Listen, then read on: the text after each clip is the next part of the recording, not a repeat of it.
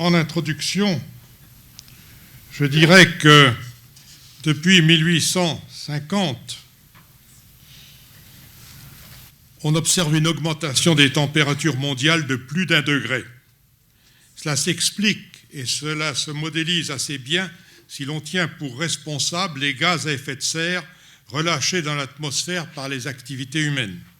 Cette augmentation est encore faible, mais inquiétante pour le futur si elle se poursuit à la même vitesse, d'où les travaux actuels sur le changement climatique dont le GIEC rend compte régulièrement.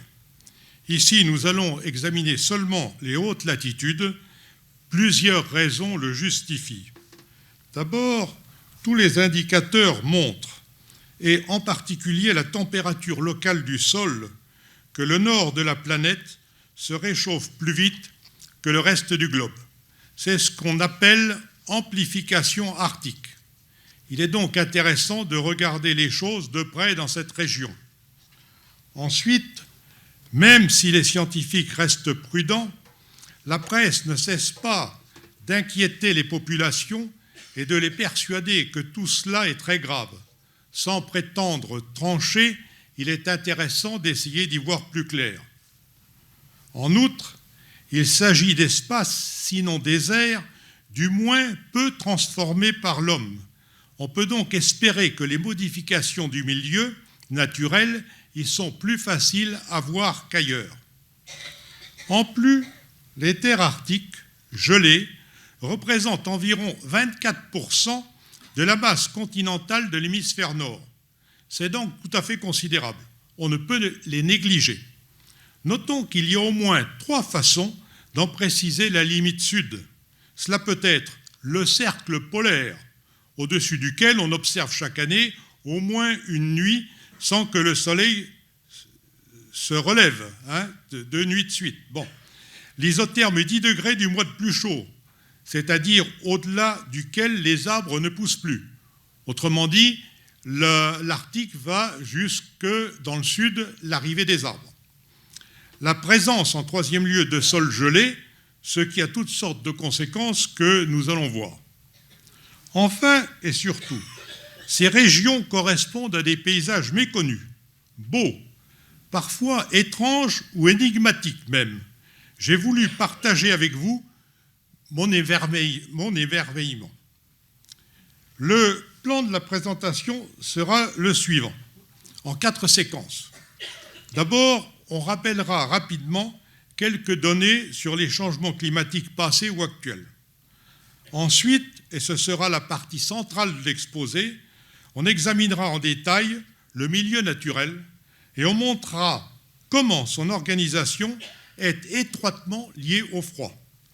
En 3e lieu, on abordera le problème des émissions gazeuses, car chacun sait que le réchauffement peut amener les sols à libérer des gaz, au point, nous dit-on, de transformer les terrains arctiques en bombes climatiques. Enfin, on verra quelles sont les conséquences actuelles de la diminution du froid. Dans cet exposé, les titres s'inscrivent sur des fonds de neige ou de glaciers. Par ailleurs, je ne mentionnerai pas oralement la plupart des sources bibliographiques. Certaines sont reportées sur les images, d'autres figurent à la fin de la version écrite de cette conférence. Donc, le premier point, ce sont les mesures et observations du réchauffement, en 2 sous-paragraphes, si vous voulez, l'évolution des températures et les observations correspondantes. Au cours des temps géologiques, les températures terrestres varient énormément. On est monté à plusieurs reprises au-dessus de 25 degrés moyenne terrestre annuelle.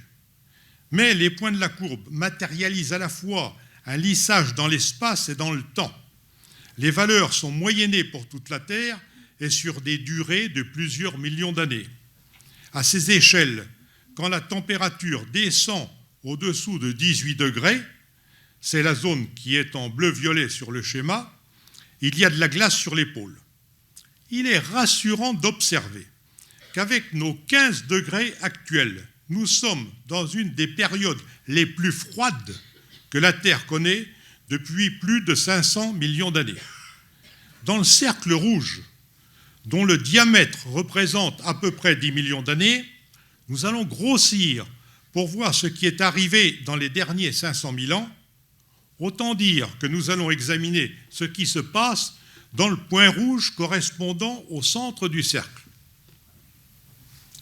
Il y a là des variations de température selon un cycle de 100 000 ans, comme le prouvent les carottages réalisés dans les glaces du Groenland et de l'Antarctique. Cela est dû à plusieurs causes, dont les irrégularités de rotation de la Terre autour du Soleil. Je passe.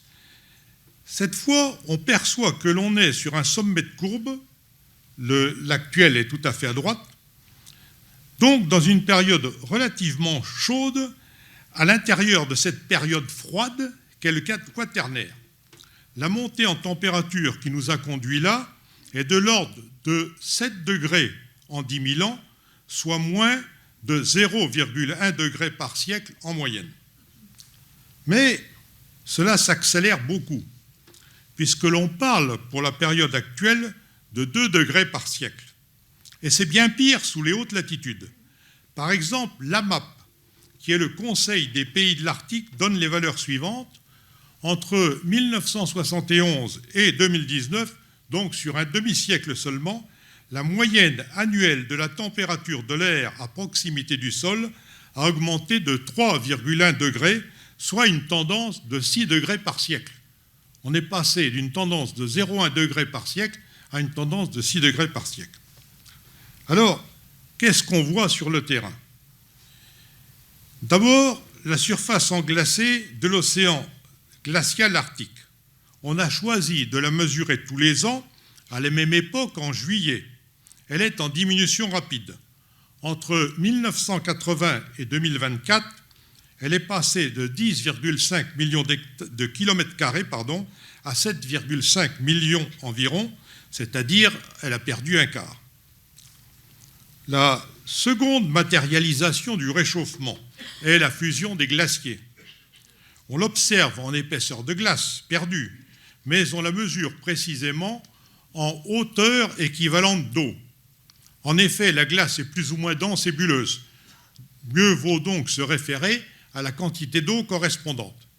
C'est ainsi que 2 glaciers américains de l'Alaska, vous les avez là, ont perdu l'un et l'autre plus de 15 mètres de hauteur d'eau en seulement un demi-siècle, c'est-à-dire 16 ou 17 mètres de glace au moins.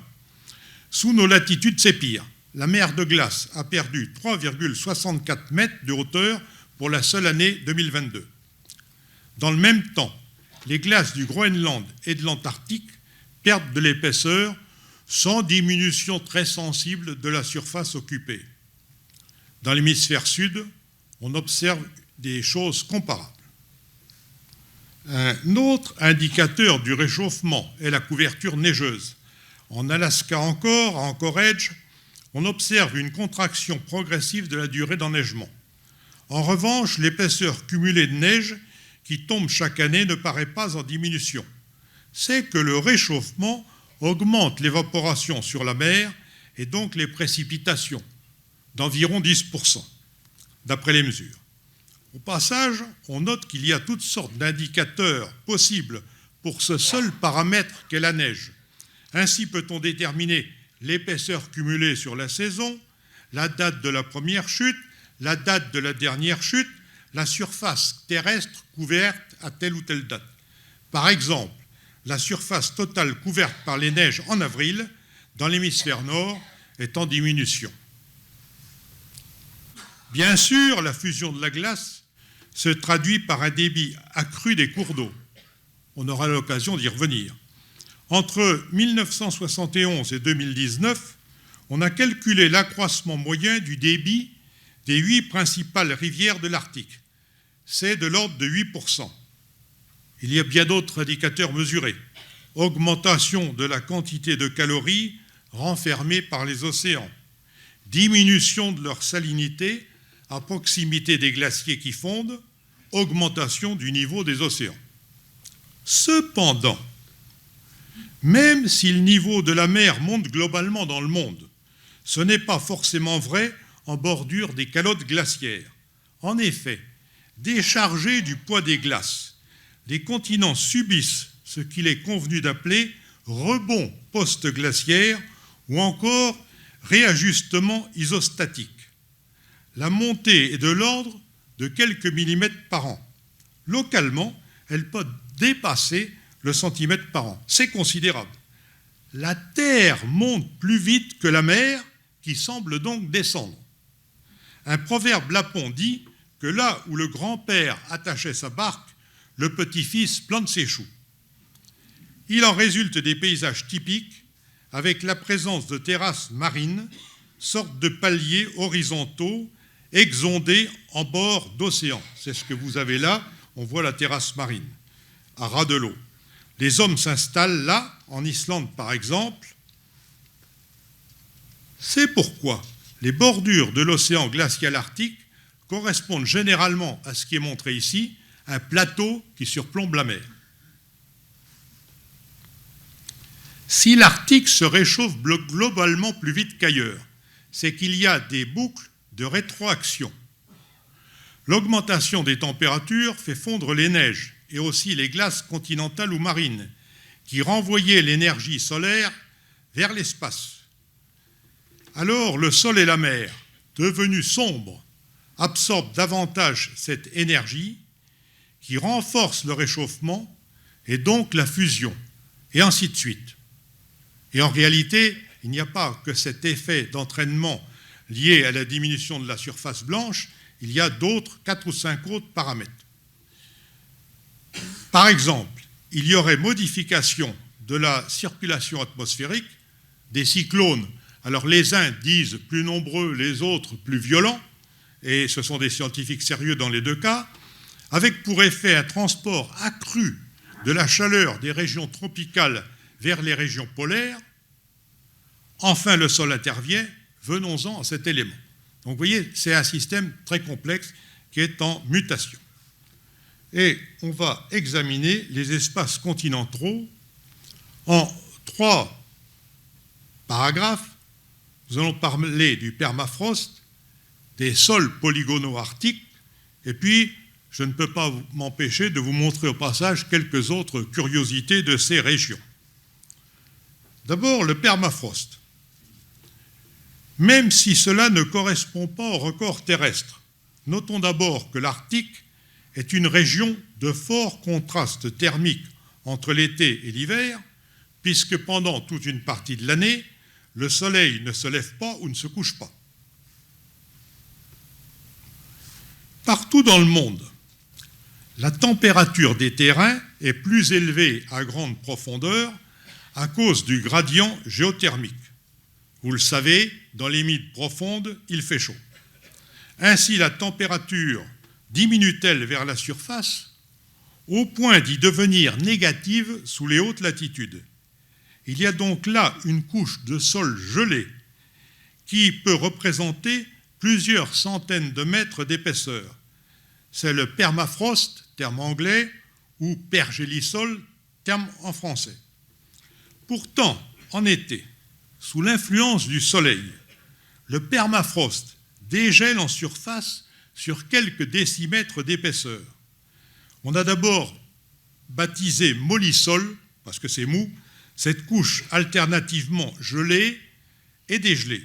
Ce n'est pas un bon terme pour diverses raisons que je vous passe. Il vaut mieux utiliser le vocable couche active, ça est traduit de l'anglais active layer, parce que ça correspond quand même à un système dynamique. Le permafrost est plus ou moins riche en glace.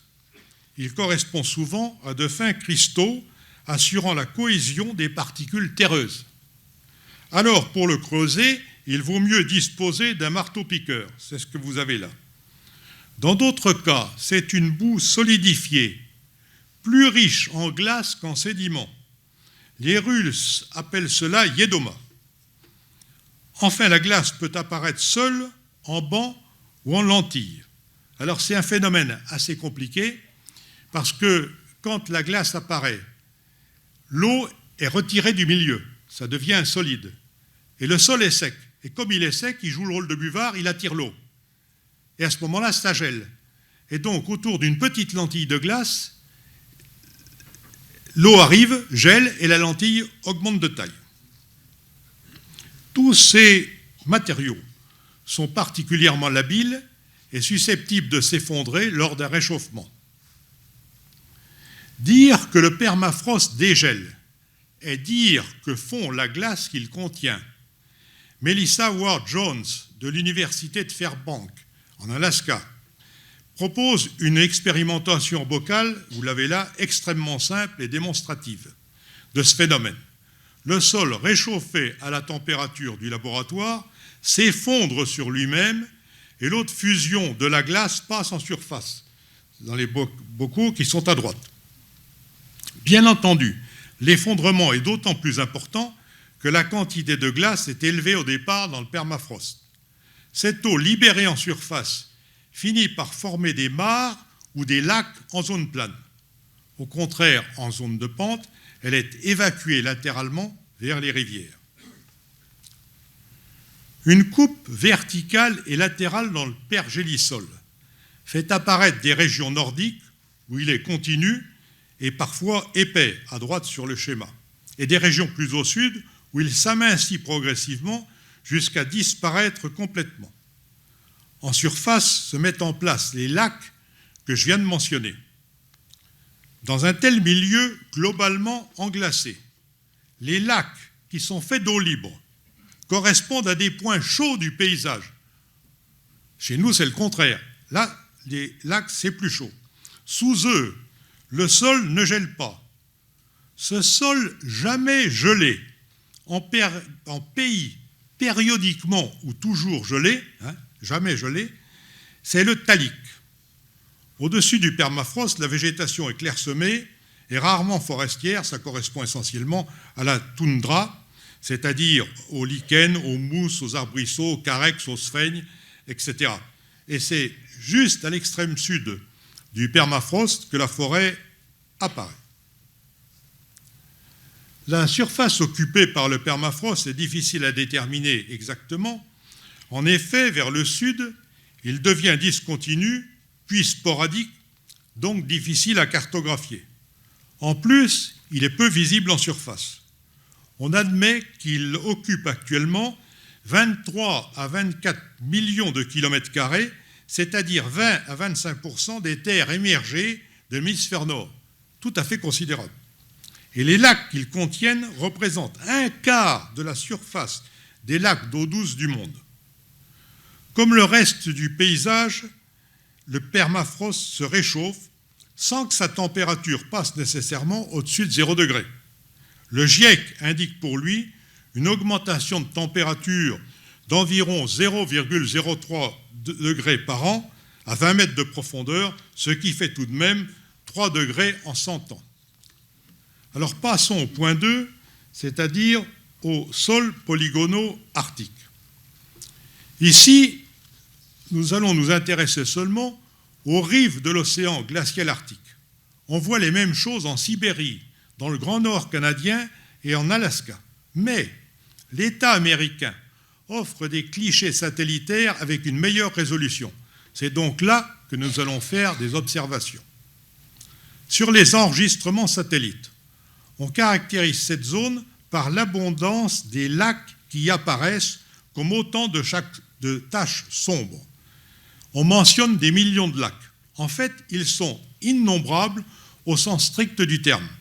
En effet, leur taille va du millier d'hectares à des trous d'eau de quelques mètres carrés. Pour caractériser le milieu, on préfère évoquer la limnicité, c'est-à-dire la surface en eau rapportée à la surface totale du terrain.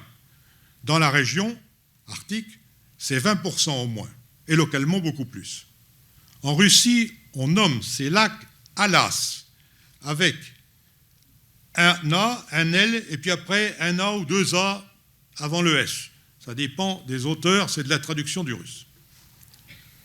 Selon que les lacs sont gelés ou pas, frappés ou pas par le soleil, ils apparaissent de différentes couleurs, noir, bleu, vert, blanc, sur les clichés de Google Earth, dont on voit ici une zone de raccordement.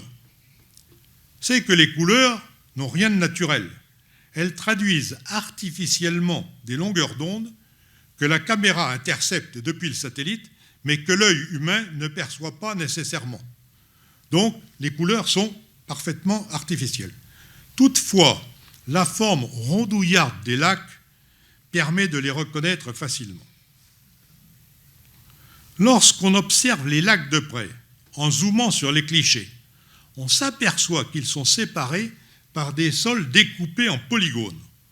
On parle de sols polygonaux arctiques. Ils sont présents partout sur substrat meuble, c'est-à-dire sur plus de 3 millions de kilomètres carrés. Et voici en vue oblique, dans le cercle rouge, vous avez un observateur. Ces polygones ont une dimension fort variable, mais généralement, ça tourne autour d'une quinzaine de mètres du cœur de l'un au cœur du suivant. Notons que la première observation de ces sols étonnants a été faite en 1931 à partir d'un dirigeable Zeppelin affrété par une expédition scientifique germano-soviétique. Vous avez là la première image de ces sols curieux. Les sols polygonaux prennent différentes formes. En général, à gauche, ils ressemblent à des pentagones ou hexagones plus ou moins irréguliers. C'est-à-dire que vous voyez que les séparations font des angles plus ou moins voisins de 120 degrés. Mais ils sont parfois carrés ou rectangulaires et comme tracés au cordeau avec des angles de 90 degrés, c'est ce que vous avez à droite. Différents paramètres sont responsables de ces variations de géométrie, ce n'est pas très clair encore, teneur en argile, humidité, température, pente locale, et surtout présence ou pas à proximité du rivage d'un lac qui est susceptible d'orienter la fabrication des premiers polygones. Tout n'est pas encore très clair concernant la mise en place de ces formes. Limitons-nous à l'essentiel qui fait plus ou moins consensus. Quand le sol gèle en automne, il se rétracte, comme le font la plupart des solides en se refroidissant. Des fissures s'ouvrent. Vous avez ça tout à fait à gauche. La rétraction est plus forte près de la surface. C'est logique, il fait plus froid. Donc les fissures prennent la forme de fentes en coin. C'est le terme consacré. Au printemps et en été, lors de la fusion de la neige sur le sol et aussi fusion de la glace dans la couche active, il se produit 3 phénomènes simultanément, mais séparés ici pour mieux les présenter. Il y a remplissage des fentes par de l'eau, mais elle regèle immédiatement au contact du permafrost sous-jacent qui est froid et imperméable. Il y a aussi tendance à la fermeture partielle des fentes par gonflement du sol réchauffé. Mais cela ne peut provoquer le déplacement de la Terre que dans la couche active, qui n'est pas bloquée latéralement par de la glace. En troisième facteur, il y a montée des bordures des polygones, car la glace des fentes en coin est poussée vers le haut en raison des forces de buoyancy qui s'exercent latéralement. Allez, pour le dire plus simplement, c'est la poussée d'Archimède, mais qui s'applique à des boues et pas à de l'eau pure. Voilà. La première année, les coins de glace sont très étroits. Les alternances de gel-dégel, regardez le tout petit schéma en haut à gauche. Des années postérieures vont provoquer leur fissuration verticale. Le comblement de la fissure par l'eau qui gèle à nouveau amène leur élargissement. Dans certains cas, c'est la photo avec l'homme au casque, dans certains cas, on voit apparaître la structure feuilletée verticale qui prouve la réalité du phénomène. Vous voyez ces fissures verticales qui sont dans la glace. Il y a donc grossissement progressif en largeur jusqu'à parfois 6 mètres. Pour cela, il faut des millénaires. Au contact de ces coins de glace, les sédiments qui sont repoussés sont tordus vers le haut par la pression. C'est le schéma de droite. En surface, les bords relevés des polygones sont appelés par les anglophones rim, c'est-à-dire rebord, ou shoulder, c'est-à-dire épaule. Cela détermine des polygones à centre déprimé, aussi appelés low-centered polygones. Bon. Sur les photographies aériennes, ils sont très caractéristiques car séparés par les creux des fentes en coin à gauche, image de gauche. On pourrait parler de polygones à limite double. On trouve aussi ces polygones à bords relevés en Antarctique, dans les dry valleys, lieu exceptionnel car non recouvert par la glace. C'est peu de choses, mais c'est typique, et on les appelle les vallées sèches parce qu'il y a de l'eau, mais elle est sous forme de glace, donc le milieu est physiologiquement sec au point qu'il peut y avoir des dunes. Voyons maintenant la dégradation des polygones sous l'action du réchauffement post-glaciaire et peut-être actuel. La glace des fentes fond en surface et les polygones apparaissent séparés par de l'eau. En outre, leur partie centrale, plus basse, peut s'en noyer, car en profondeur, le permafrost reste gelé, c'est-à-dire imperméable. C'est typiquement la photo que vous avez à droite. En de très nombreux endroits, il semble que les mares internes aux polygones fusionnent, s'agrandissent, forment progressivement des lacs. Le phénomène s'étale certainement sur des millénaires. On observe sous Google Earth des polygones qui, de toute évidence, sont en train de disparaître dans l'eau.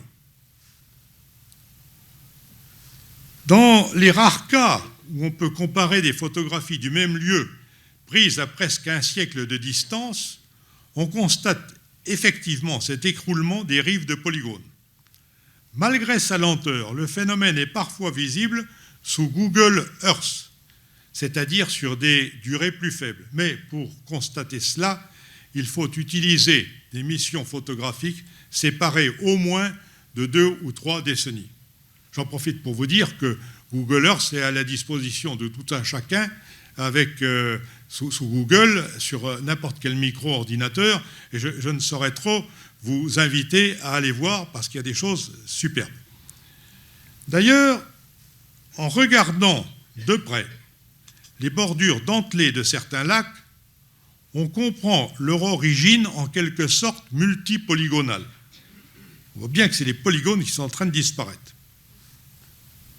Localement, les lacs sont oblongs et alignés parallèlement.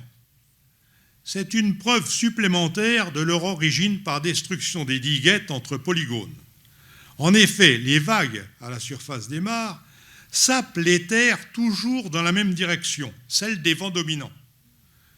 Les études sur photographie aérienne indiquent que le recul des rives des lacs est de l'ordre d'1 demi-mètre par an. Ce n'est pas beaucoup. Enfin, non seulement les lacs augmentent leur surface, mais ils peuvent aussi s'approfondir. La glace fond. Le terrain s'enfonce verticalement de quelques mètres, ceci sur quelques centaines d'hectares, correspondant à des formes plus ou moins circulaires. Sur la photo, on voit que les structures d'effondrement, dont une partie des rebords a été soulignée en blanc, pour qu'on les voit mieux, sont très nombreuses, parfois emboîtées, parfois recoupées les unes par les autres. Le stade final est un envahissement par les eaux. On parle de lac de thermokarst. En effet, à la vitesse près, cela ressemble à la formation des dolines en pays calcaire, par exemple sur le Larzac. Pourtant, une évolution différente peut intervenir quand la fusion est suivie d'un assèchement. Les fentes en coin diminuent de volume. La terre des bourrelets sous-jacents s'effondre. C'est le schéma en haut et à gauche. Les polygones s'arrondissent vers le bas en leur périphérie. On obtient un champ de bosse que les spécialistes appellent Height Center Polygons, polygones à centre élevé. Ils sont très communs dans les interfluves. Ils représentent en quelque sorte une évolution terminale et sont sans doute un des marqueurs du réchauffement climatique. Anna Liljedahl de l'université de Fairbanks aux USA, a décrit précisément ce deuxième type d'évolution dès 2012. Un peu plus tard, elle a précisé ses idées dans une publication co-signée par 18 autres spécialistes. Mais par la suite, ce schéma a été recopié de publication en publication sans toujours signaler qu'il y avait une autre évolution possible et peut-être même prépondérante, celle qui conduit à un ennoiement du paysage. Un article publié en 2019 par un groupe de chercheurs allemands et norvégiens montre bien ces deux voies possibles d'évolution en fonction du degré local d'humidité. Sur leur schéma, je me suis permis d'encadrer en rouge les deux mots importants ici. En réalité, c'est très complexe, car les deux voies peuvent se succéder dans le temps. En effet, à force de grandir, les lacs peuvent atteindre la rivière la plus proche et se vidanger au travers d'un court chenal. Dans ce contexte se fait jour une conclusion contre-intuitive défendue dans une thèse et validée, semble-t-il, par des mesures satellitaires. Plus il fait chaud, plus les lacs disparaîtraient en dépit de la fusion accrue des glaces et de la production concomitante d'eau.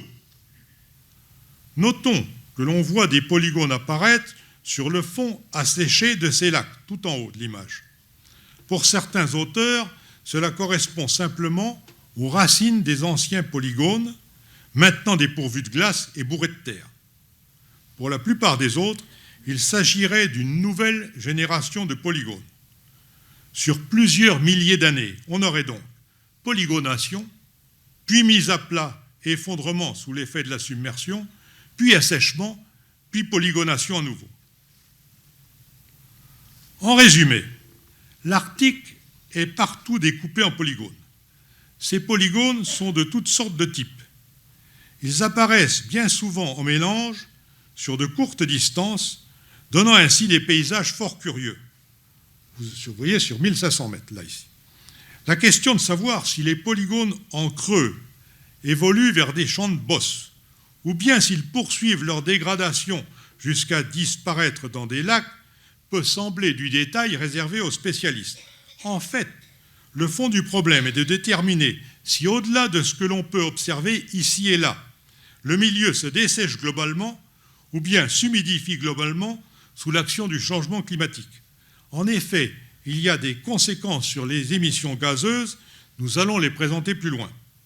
La première hypothèse, celle du dessèchement généralisé, est étayée par la montée isostatique déjà signalée des pays nordiques. Le relief se renforce et le drainage s'améliore.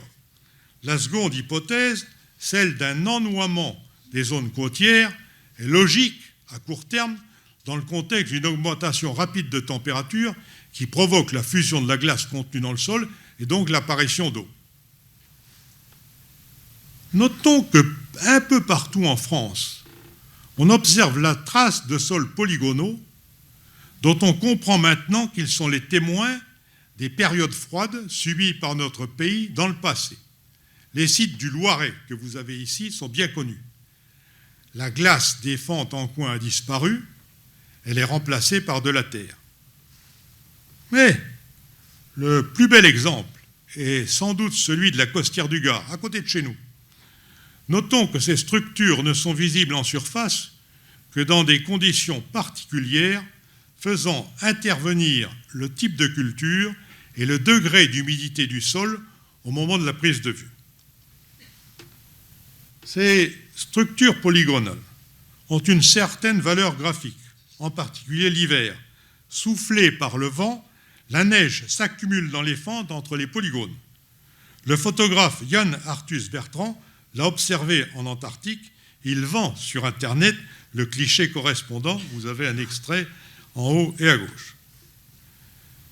Avant de passer aux émissions gazeuses, je veux quand même vous montrer quelques curiosités. Nous sommes toujours sur la plaine côtière en bordure de l'océan Arctique. Il faut observer les pingos. Ce sont des collines isolées dont le cœur est fait de glace. Vous en avez deux ici. Leur hauteur peut atteindre 50 mètres.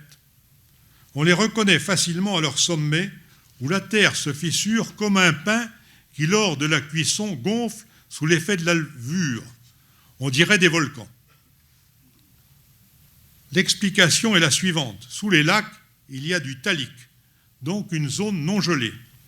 Quand un lac s'assèche progressivement, la diminution de sa profondeur provoque un refroidissement local. Le thallique sous-jacent regèle en gonflant, une île émerge et monte au cœur du lac. Mais l'eau souterraine peut venir d'ailleurs, si bien qu'il y a plusieurs origines possibles pour les pingos. Passons. Au nord du Canada, il existe un parc national des pingos. Quittons la zone côtière. En Alaska, en avant des hautes montagnes du sud, c'est-à-dire entre l'océan et 700 ou 800 mètres d'altitude, se présente un paysage de collines. Celles-ci sont entaillées de glissements de terrain très caractéristiques. Ils matérialisent à leur manière la fonte du permafrost. Le sol se liquéfie et s'effondre brutalement. Il laisse la place à des dépressions dont les falaises forment des séries de demi-cercles, ceci pour des raisons qui tiennent à la physique des matériaux. La boue formée s'écoule par des ravines, elle va alors s'accumuler à l'aval ou bien être évacuée par des cours d'eau. Le plus célèbre de ces effondrements est visible à l'est de la Sibérie. C'est le cratère de Batagaïka, le mal nommé, car il n'a rien de volcanique. Il représente aussi une forme du thermokarst. La falaise est considérable, de 50 à 100 mètres de haut. Vous voyez la hauteur des arbres, ce sont des arbres. Cela montre que le permafrost est profondément affecté. Cet effondrement progresse chaque année par recul des parois. Certains l'ont surnommé le trou de l'enfer.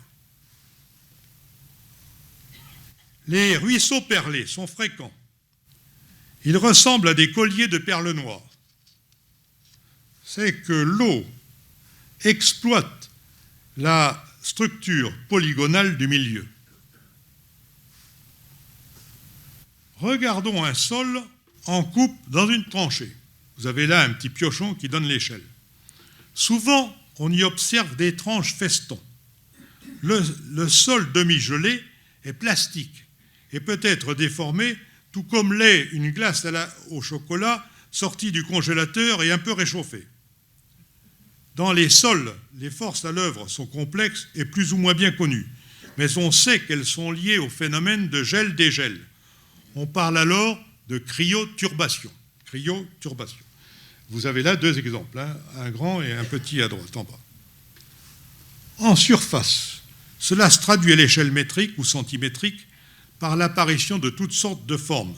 Nous ne les verrons pas ici, mais signalons parmi elles les très célèbres cercles de pierre de l'archipel Svalbard. On sait qu'ils sont parfaitement naturels. C'est la nature qui a fait ça.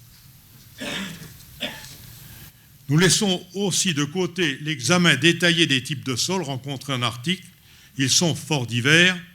Comme partout ailleurs, ils se différencient en fonction de la roche, de la végétation, l'humidité locale, etc., etc. Passons directement au point 3, c'est-à-dire aux émissions gazeuses. Et on va voir les mécanismes, les hydrates de méthane, et puis on tentera de faire le bilan de ces émissions. Et d'abord, les mécanismes.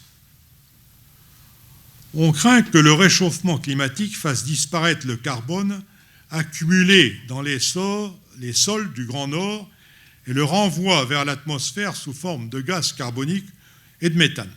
Nous allons voir les mécanismes. En préambule, un seul chiffre suffit à révéler l'importance du problème. Il y a autant de carbone stocké dans les sols arctiques et subarctiques, autrement dit sous la taïga, sous la forêt, que dans toute l'atmosphère terrestre. Donc, les deux étant en corrélation, en échange, évidemment, c'est très important. Les émissions gazeuses à partir des sols sont liées à l'intervention de micro-organismes. Dans le détail, c'est très compliqué. En effet, certains microbes fabriquent des produits que d'autres consomment, si bien que dans les sols, il y a au même moment des transformations en chaîne et parfois antagonistes. Cela est sous la dépendance de toutes sortes de facteurs. Ici, voyons les choses principales. Les végétaux phytosynthétiques absorbent le gaz carbonique de l'air pour fabriquer des produits carbonés, bois, racines, feuilles, etc. Mais chaque année, ces végétaux relâchent du carbone, excréta racinaires, feuilles mortes, racines pourries, fruits tombés au sol, troncs déracinés, etc. Des micro-organismes interviennent alors. Ils utilisent une grosse partie de ces matières organiques pour obtenir de l'énergie. Cela s'écrit matière organique plus oxygène donne de l'énergie, plus des matières minérales, plus de l'eau, plus de gaz carbonique qui part vers l'atmosphère. Ce mécanisme-là, ça s'appelle la respiration. C'est la respiration des micro-organismes, évidemment, elle ressemble un peu à la nôtre. La température est le principal facteur réglant l'activité des micro-organismes et donc la rapidité de la transformation. Chacun sait qu'il suffit de mettre un aliment au réfrigérateur pour ralentir sa dégradation par les micro-organismes ou de le placer au congélateur pour la bloquer presque complètement. Donc, il faut distinguer les sols des régions tempérées, voire chaudes, et ceux des régions froides. Dans les régions chaudes ou tempérées, le cycle du carbone est très rapide. Les sols contiennent seulement les matières organiques difficilement recyclables. Ils sont donc peu immifères. Au contraire, en régions froides, montagnes et hautes latitudes, les bactéries sont moins actives et la réaction de dégradation moins rapide. Les matières organiques s'accumulent largement dans les sols qui sont noirs et humifères. Ainsi, un réchauffement provoquant le réveil de la vie biologique pourrait-il mobiliser cette réserve carbonée avec pour conséquence une émission accrue de CO2 en direction de l'atmosphère. Mais, outre la température, un autre paramètre important intervient. Quand le sol est saturé d'eau, l'oxygène gazeux est pratiquement absent. En effet, il se dissout mal dans l'eau immobile. Chacun sait que quand on a des poissons rouges, il faut mettre un bulleur parce que l'oxygène qui est au-dessus du bocal ne pénètre pas dans le bocal, ou du moins très difficilement. Dans ces conditions privées d'oxygène, dites anoxiques, la réaction que nous venons de voir, c'est-à-dire la respiration, ne peut pas se produire. Les émissions de gaz carbonique s'effondrent, on peut le montrer expérimentalement. Là, vous avez une expérience, on a mis un peu de sol dans un bocal, ça émet du CO2 à la température du laboratoire, on rajoute de l'eau, l'émission de CO2 s'effondre, et si on retire l'eau, ça repart. La vie s'est adaptée, et les bactéries ont développé des stratégies spécifiques pour se procurer de l'énergie en l'absence d'oxygène. C'est le cas dans les tourbières. La fermentation est alors à l'œuvre. Les substances organiques sont découpées en petites molécules, acide, alcool, acétate, gaz carbonique, puis du méthane est fabriqué en même temps que du gaz carbonique. C'est la réaction que vous avez là en blanc. L'oxygène du CO2 qui est fabriqué ne vient pas de l'atmosphère, mais de la matière organique. Et ce CO2 donne à son tour du méthane. C'est la transformation qui est indiquée en rouge. Les chimistes expliquent que le carbone du CO2 sert d'accepteur d'électrons. Disons plus simplement que des micro-organismes se procurent l'oxygène vital pour eux en cassant les molécules de CO2, de gaz carbonique. Bref, dans les milieux mal oxygénés, le méthane, CH4, est donc émis à la place du gaz carbonique. La fabrication de ce méthane, CH4, est révélée par l'apparition de bulles à la surface des eaux, des marais et des tourbières. Comme il y a de l'eau, il n'y a pas d'oxygène, et donc le méthane est fabriqué en profondeur. Ce méthane, comme le gaz carbonique, contient du carbone 14. On peut donc calculer l'âge moyen des matières organiques dont il provient. C'est parfois plusieurs milliers d'années. Mais la principale contribution à la formation des bulles de méthane correspond aux couches de sol proches de la surface. Autrement dit, et renvoyait vers l'atmosphère surtout un carbone qui venait d'être fixé par la végétation. Cela participe quand même à l'effet de serre, dans la mesure où le carbone piégé sous forme de CO2 par la photosynthèse est renvoyé vers l'atmosphère sous forme de CH4, qui est plus actif pour intercepter le rayonnement terrestre. S'il y a de la glace en surface de votre eau, le méthane est piégé juste en dessous de manière spectaculaire. Vous voyez là des bulles de méthane. Si on fait un trou et si on approche une allumette, il brûle. On rappelle que les feux follets sont des flamèches de méthane liées à des tourbières ou même à des cimetières. Elles sont allumées par l'étincelle d'un soulier ferré ou même, dit-on, c'est une publication récente, s'enflamment spontanément. De quoi effrayer bien des gens. On peut voir cela dans le marais Poitevin, par exemple. Le rameur agite la vase au fond du canal, il libère le méthane qui se trouve là, et avec un briquet, il peut l'enflammer. Je vous montre ça plusieurs fois. Il recommence. Alors, il n'y en a pas beaucoup, parce que comme il fait ça tous les jours avec des touristes au même endroit, évidemment, le métal s'épuise. Mais c'est quand même assez spectaculaire.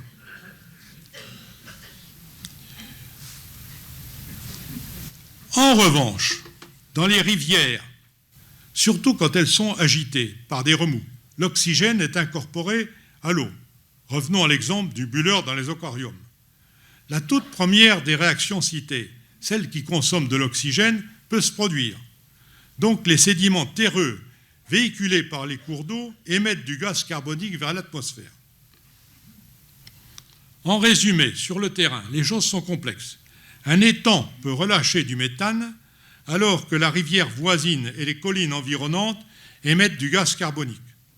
En outre, un sol émet du gaz carbonique dans sa couche de surface hors d'eau et du méthane dans sa partie profonde quand elle est submergée, c'est-à-dire quand il y a une nappe phréatique.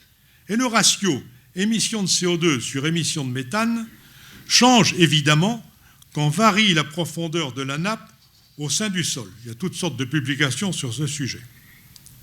Passons au point 2 de cette partie sur les gaz, les hydrates de méthane.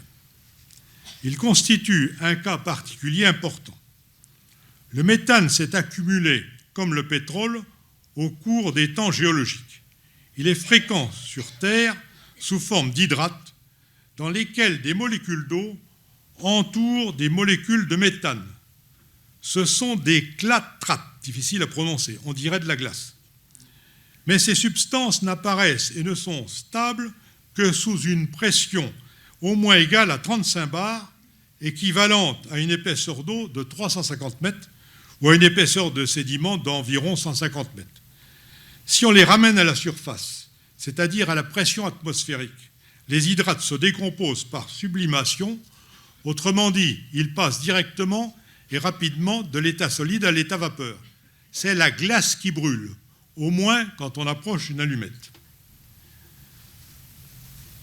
Nous avons vu que la formation du méthane correspondait à la transformation des matières organiques en l'absence d'oxygène. Or, des matières organiques sont piégées dans les sédiments marins. Il n'est donc pas étonnant de trouver des hydrates de méthane au fond de la mer, en dessous de 350 ou 400 mètres, car alors ils sont stables, mais au-dessus de 1500 mètres, car plus bas, le gradient géothermique ne permet pas de les conserver à température suffisamment basse. Ils apparaissent donc en couronne autour des continents, au-delà des plateaux continentaux, c'est-à-dire ce qu'on appelle les talus. On aimerait exploiter ces hydrates, on ne sait pas le faire à l'heure actuelle. Récemment, en Sibérie, le survol par avion a permis de repérer des trous étranges, au moins 17 sinon plus. Ils mesurent jusqu'à 50 mètres de profondeur. Il y a deux explications possibles. La première est un effondrement du permafrost dans le cadre de phénomènes thermokarstiques identiques à la vitesse près à ceux et affectant les lacs examinés plus haut. Cette hypothèse, soutenue par des chercheurs américains, est crédible, car on observe de tels effondrements de terrain un peu partout dans le monde. Ils sont tous remarquablement circulaires, avec des puits strictement verticaux, quelle que soit la cause qui les a fait se former. En plus, on a trouvé de l'eau salée à la base de certains trous dans l'Arctique, ce qui indique un contact en profondeur avec la mer et exclut des phénomènes de surpression. La seconde hypothèse, proposée initialement par des Russes, est une remontée explosive vers la surface de poches de méthane antérieurement piégées en profondeur dans le permafrost. En effet, on observe en surface des petites projections, parfois jusqu'à 200 mètres du trou. Ces remontées gazeuses seraient liées à la fusion de la glace, mais aussi à des particularités géologiques locales, c'est-à-dire à des failles, car la conservation des hydrates de méthane ne peut pas intervenir à la base d'un puits de 50 mètres seulement. Il n'y a pas suffisamment de pression. Dans ces trous, sauf cas particulier de géologie, dans ces trous, on a effectivement observé des teneurs élevées en méthane, ce qui n'est pas anormal dans de tels milieux. Mais voir exploser les sols sous l'effet de la folie humaine est un argument choc pour tous les amateurs de catastrophes planétaires et écologiques.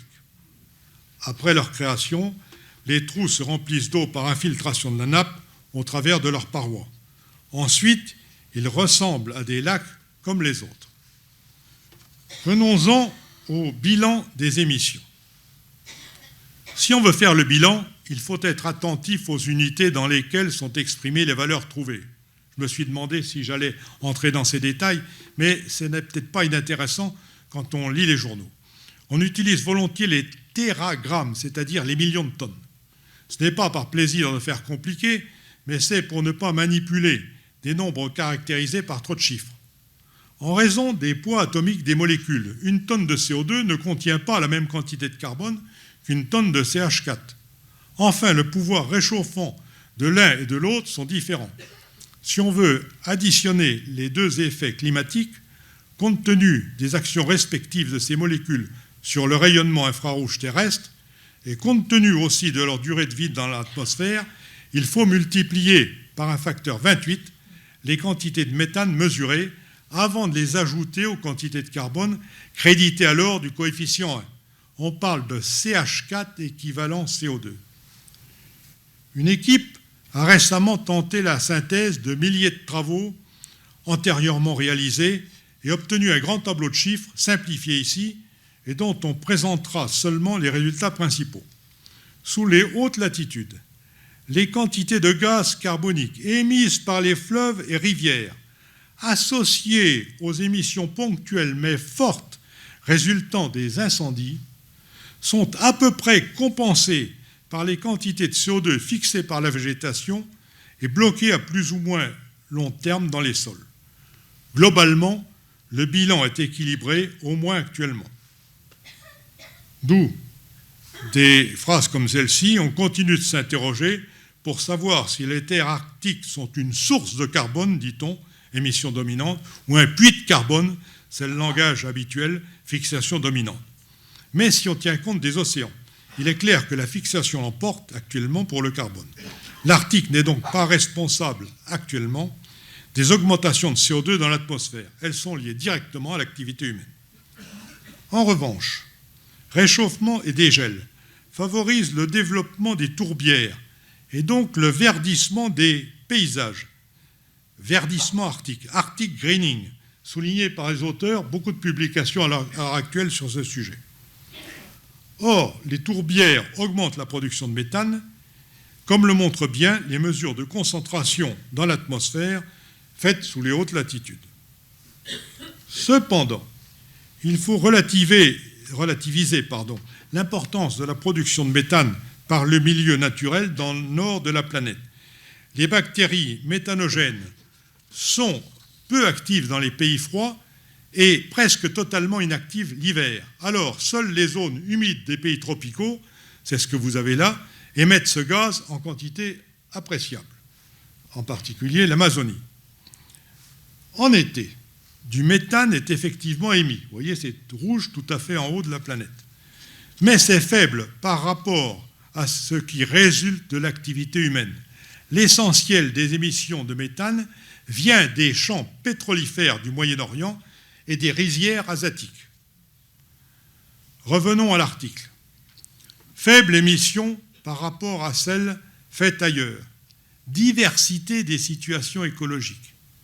Diversité dans le monde bactérien et végétal. Interaction de toutes sortes entre les organismes. Il est difficile d'y voir clair et prématuré de considérer la région comme une bombe climatique dont la mèche serait déjà allumée. Et j'en viens au dernier point, les conséquences actuelles de la fusion du permafrost. Disons un mot de la fusion des glaces de mer. Les médias fantasment sur l'ouverture des passages du nord-est et du nord-ouest pour assurer la circulation des bateaux et raccourcir les temps de navigation entre Atlantique et Pacifique. Rappelons que la première liaison entre Atlantique et Pacifique par le nord-est a été réalisée par le Finlandais Norden Skihold en 1878 et 79. Il a fait presque toute la traversée en 2 mois, mais il a été bloqué par les glaces à 200 km du détroit de Bering. Il lui a fallu alors hiverner avec son équipage, c'est le point rouge, et c'est un hiver qui a duré 10 mois. Pour passer par là, les spécialistes indiquent qu'il faut des bateaux à coque renforcée, des équipages spécialement formés et acceptant de se passer plus ou moins de secours rapides en cas d'accident. Les primes d'assurance sont en conséquence. Enfin, les périodes favorables à la circulation des navires sont limitées à quelques semaines par an. Pas de quoi séduire le secteur de la navigation commerciale, comme le montre par exemple la position des bateaux en fin juillet 2025. Une petite flèche égale un bateau, vous voyez qu'il n'y a pratiquement rien au nord de la Sibérie.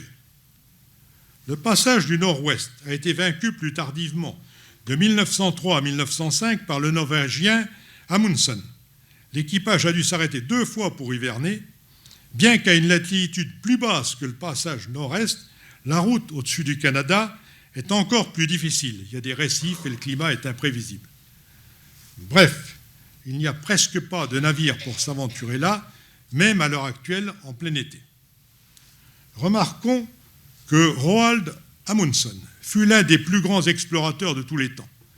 Vainqueur du passage du Nord-Ouest, il fut aussi le premier au pôle Sud, battant l'infortuné Robert Scott. Il fut peut-être également le premier au pôle Nord, atteint en dirigeable avec le constructeur Umberto Nobile. En effet, on a contesté le succès des explorations antérieures par voie terrestre de Robert Peary et de Frederick Cook.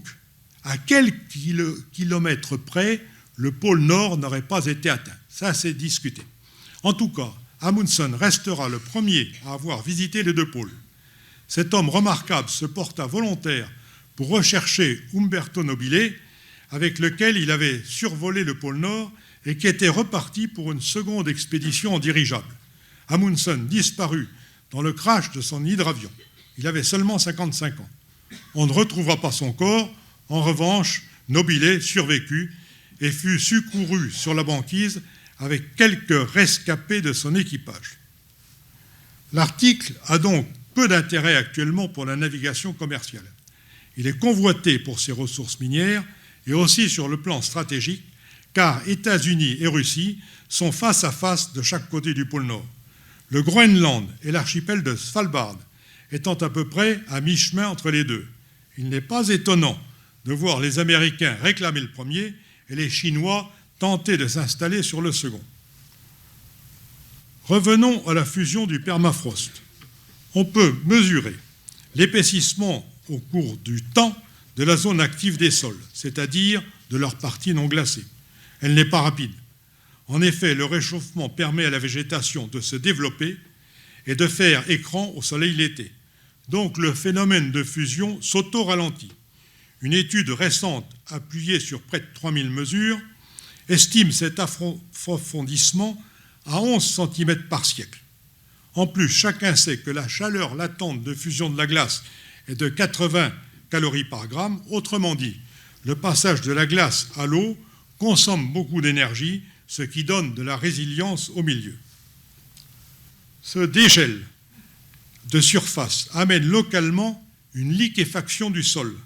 Alors les arbres peinent à résister aux coups de vent et à tenir leur verticalité. Ils penchent. C'est la forêt ivre, la drunken forest, disent les Anglais. Par ailleurs, les activités humaines ont une part directe dans la dégradation du permafrost. En particulier, les bâtiments d'habitation qui sont chauffés font fondre la glace dans le sol situé dessous. Comme la répartition de la glace est hétérogène au sein des terres, on l'a vu, les coins de glace, les lentilles, etc., il en résulte d'énormes désordres dans les structures. La solution consiste à éloigner du sol les sources de chaleur. On construit maintenant sur pilotis. On peut aussi bâtir sur des caves isolées que l'on n'utilise pas. Un oléoduc traverse l'Alaska du nord au sud. Vous avez à droite son parcours pour amener le pétrole extrait sur les rives englacées de l'océan Arctique jusqu'à la côte du Pacifique où il peut être chargé sur des navires pétroliers. Ce pipeline est construit au-dessus du sol et pas dans le sol que le pétrole liquide pourrait réchauffer. Mais cela ne suffit pas à assurer le maintien du permafrost car le tuyau chauffe au soleil et les poteaux de soutènement conduisent la chaleur. Ces derniers ont donc une allure étrange avec des prolongations à tête double. Ce sont des thermosiphons. Ils contiennent différents types de gaz. Le gaz liquéfié en surface pendant le froid hivernal descend dans le tube, alors la Terre réchauffe très relativement le fluide, le fait retourner à la forme gazeuse et donc remonter en surface. Tout cela maintient le sol à température négative.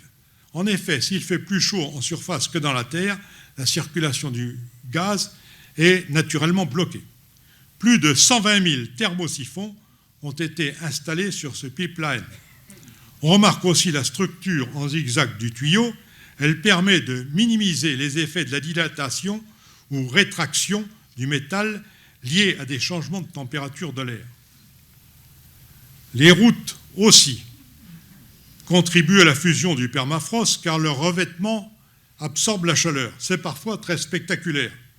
Les mouvements du sol déforment aussi les rails de chemin de fer. Les lacs servent moins longtemps à la circulation hivernale. Les chemins sont facilement boueux et impraticables. Bref, le réchauffement nuit à ce qu'on appelle la traficabilité. Venons-en à l'archéologie. Les sols calcaires de nos pays tempérés conservent bien les os. Les tourbières de l'Europe du Nord, acides et dépourvues d'oxygène, dissolvent les os tout en tannant les peaux, d'où l'aspect aplati et caoutchouteux de certains restes humains. Seul le permafrost conserve à la fois les tissus mous et les os, et accessoirement les cornes, les sabots, l'ivoire. Bref, il préserve tous les tissus sur des durées qui peuvent dépasser 50 000 ans. On ne sait plus ce que veulent dire les chiffres. 50 000 ans, c'est quand même 500 siècles. C'est pourquoi on a trouvé dans le permafrost des mammouths en bon état. À vrai dire, on en découvre de plus en plus. On connaît au moins 7 individus complets, sans compter des centaines d'ossements de cette espèce. Ces animaux se sont aventurés jusqu'en Europe du Sud, puisque la faune est descendue en latitude pendant la dernière glaciation. En 1869, Paul-Louis Casalis de Fondouce, membre de notre académie, associé à Jules Ollier de Marichard, a découvert un Elephas meridionalis, un mammouth en fait, mais on ne le savait pas à l'époque, dans la grotte de Durfort, dans le Gard, à côté de Sauve. Le squelette était assez bien conservé. Il constitue maintenant une des pièces maîtresses de la grande galerie de l'évolution au Muséum de Paris. Actuellement, le permafrost livre en continu les cadavres de toutes sortes d'animaux, loups, ours des cavernes, lemmings, rhinocéros, chevaux, lions des cavernes, tigres à dents de sabre. Presque chaque fois, l'état de conservation est bon. On observe leur pelage, dans leur estomac, on découvre ce qu'ils mangeaient, on analyse leur ADN, on cherche même ce qui les a tués. Un des animaux les mieux conservés est un bison des steppes trouvé en Alaska. Sa peau est tannée et plus ou moins minéralisée.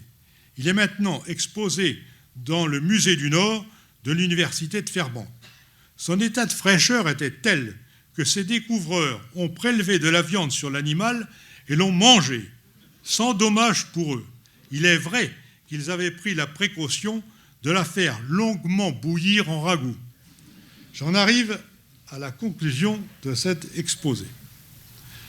Par sa surface non anthropisée, par ses réserves biologiques de carbone, par l'étendue de ses lacs et tourbières, l'Arctique joue un rôle écologique considérable. La Terre qu'on trouve là renferme d'extraordinaires archives biologiques, mais force est de constater qu'elles sont en train de se détruire. Concernant les paysages arctiques, malgré les travaux de nombreux scientifiques, il reste très difficile de savoir ce qui est ancien et ce qui correspond à une transformation récente. En effet, le réchauffement a démarré à la fin du dernier maximum glaciaire il y a 20 000 ans. Simplement, on constate que la dégradation du permafrost non seulement se poursuit, mais aussi s'accélère. Arrive le questionnement principal. Est-ce grave tout cela? Référons-nous au récent rapport du GIEC. Les écosystèmes vont subir des modifications. Alors là aussi, le tableau est simplifié, pas toujours prévisible.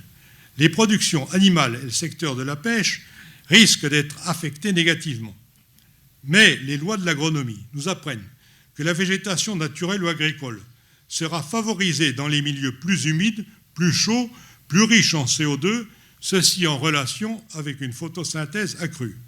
On peut donc espérer de meilleures récoltes dans beaucoup d'endroits du monde. Par ailleurs, on nous prédit le pire concernant la vie dans les agglomérations. La santé mentale va décliner. La démonstration m'échappe. À toutes fins utiles, je vous propose de vous munir rapidement des antidépresseurs adéquats. Élargissons notre sujet. On observe des structures polygonales sur Mars.